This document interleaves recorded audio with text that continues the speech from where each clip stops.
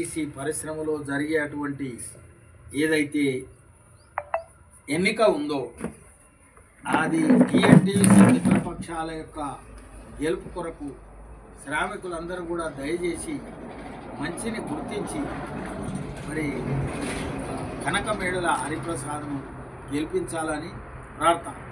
తెలుగుదేశం తెలుగుదేశం నారా చంద్రబాబు నాయుడు గారి నాయకత్వం, నారా చంద్రబాబు నాయుడు గారి నాయకత్వం, NTR Amar high, NTR Amar high, NTR Amar high, NTR Amar high.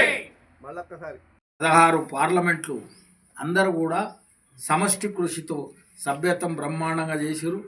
వాళ్ళందరికీ కూడా పేరు పేరున ధన్యవాదాలు.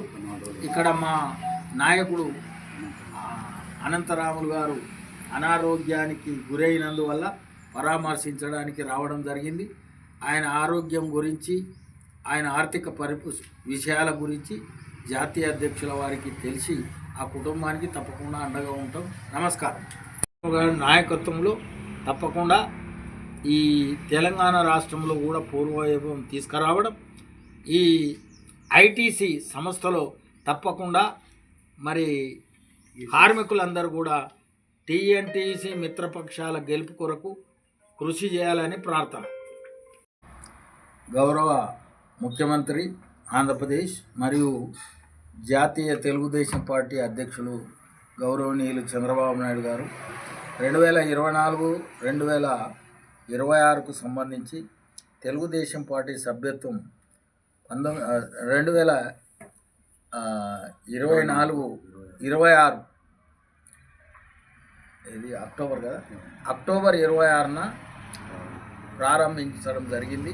కేంద్ర కార్యాలయం నుండి, కేంద్ర కార్యాలయం మరి మంగళగిరి నుంచి తెలంగాణ, ఆంధ్రప్రదేశ్, అదేవిధంగా అండమాన్ నికోబార్ 3 ప్రాంతాలకు సంబంధించి సభ్యత్వం ప్రారంభించారు. మరి తెలంగాణలో గతంలో ఉన్న ఎమ్మెల్యేలు 15 మంది, తర్వాత గెలిచిన 2, వీళ్ళందరూ కూడా పార్టీకి గుడ్ బై చెప్పి వెళ్ళిపోయారు స్వార్థ చింతన చేత. అయినప్పటికీ కూడా నేను అధ్యక్షుడిగా ఉన్న నాడు కేవలం 34,800 అయితే ఇలా చంద్రబాబు నాయుడు గారు ముఖ్యమంత్రి అయిన తర్వాత తెలంగాణలో ఉన్న కార్యకర్తలకు కూడా ఒక రకమైన ఉత్సాహం కలిగింది.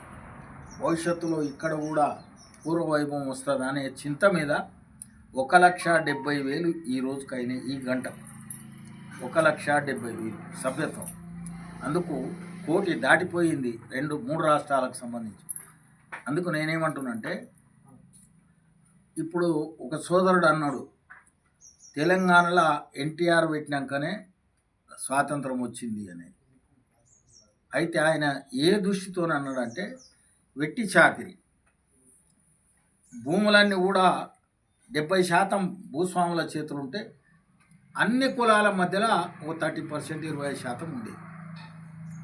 అందువల్ల ఏంటంటే ఎన్టీఆర్ గారు వచ్చి పటేల్-పటవారి వ్యవస్థను ఒకే కలం పోటుతో తీసేసిన తర్వాత తెలంగాణలో నిజమైన స్వాతంత్రం లభించింది.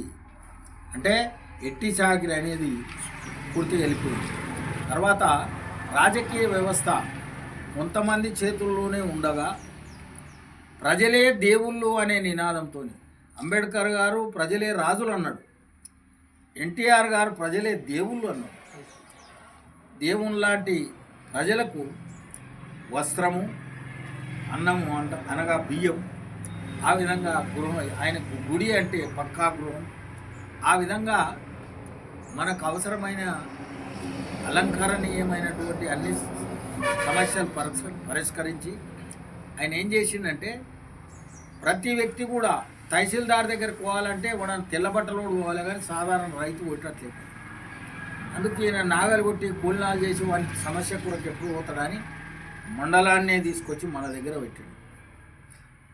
ఇంకా ఈ దేశంలో ఏకైక ముఖ్యమంత్రి మాలమాదిగలకు ఆశ్రమ పాఠశాలలు ఇచ్చింది, తల్లిదండ్రి ఆస్తిలో హక్కు కల్పించింది ఎన్టీఆర్. చంద్రబాబు నాయుడు గారు ఏం చేసిందంటే, బ్రిటిష్ వాళ్ళ కాలంలో సికింద్రాబాద్ దగ్గర వాళ్ళ మిలిటరీ స్థావరం కొరకు కట్టింది.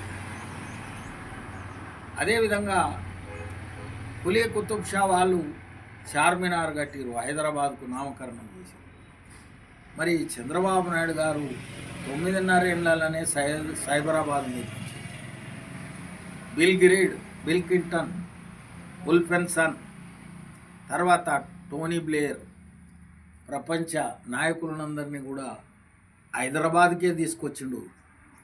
అని నేను ఉన్న చిత్తూరు కానీ తీసుకుపోలేదు, లేక విజయవాడకి తీసుకుపోలేదు. అంటే పరిపాలనా వ్యవస్థలో అందరూ నా వాళ్ళు అని పరిపాలించినటువంటి నాయకత్వానికి కేవలం ప్రాంతీయ విభేదాలు తీసుకొచ్చి మన పాలన అని తీసుకురావడం, ఆ మన పాలన ఎవరు సొమ్ము చేసుకున్నారో ప్రజలే ఆలోచించుకోవాలి. ఇంకోటి, ఇప్పుడున్న ముఖ్యమంత్రి మన రేవంత్ రెడ్డి గారి నియోజకవర్గంలో నేను ఫస్ట్ ఎమ్మెల్యే గెలిచినప్పుడు ప్రజలందరూ కూడా బహిర్ప్రదేశం రోడ్డు మీదనే పోయి కారు పోవాలంటే బాధ అట్లుండి, వ్యక్తిగత మరుగుదొట్లు, అందరికీ విద్య, చదువుల పండుగ చట్టం, మహిళా సంఘాలు 5 లక్షల సంఘాల ఏర్పాటు,